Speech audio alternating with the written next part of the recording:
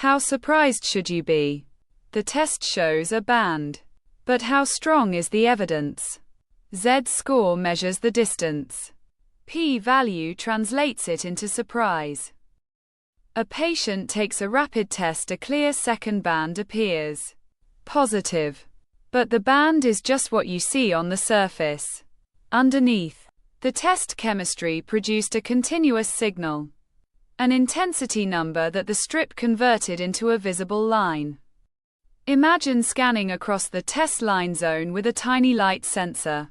Where there's no band, the signal is flat.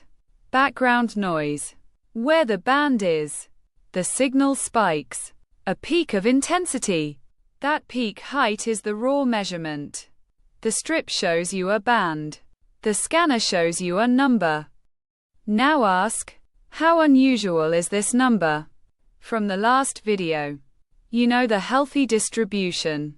Mean signal of 5. Standard deviation of 4. This patient's signal is 25.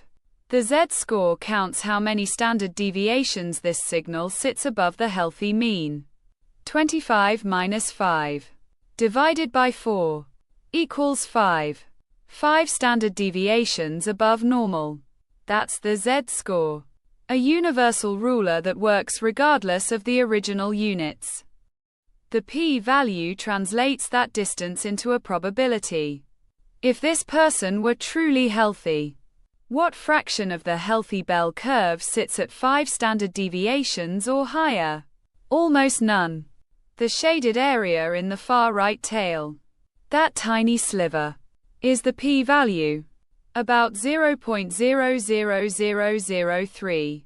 Seeing this signal from a healthy person is essentially impossible. And here's what the p-value does not mean. It does not mean there's a 0.003% chance the person is healthy.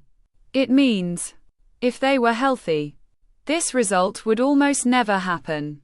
The p-value is about the evidence, not about the person.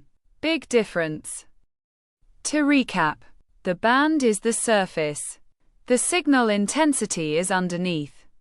Z-score measures how far that signal sits from the healthy average. In units of standard deviation. P-value converts that distance into a probability. How likely this result would be if the person were actually healthy. Small p-value means very unlikely under the null. Next, how small does the p-value need to be before you call it positive?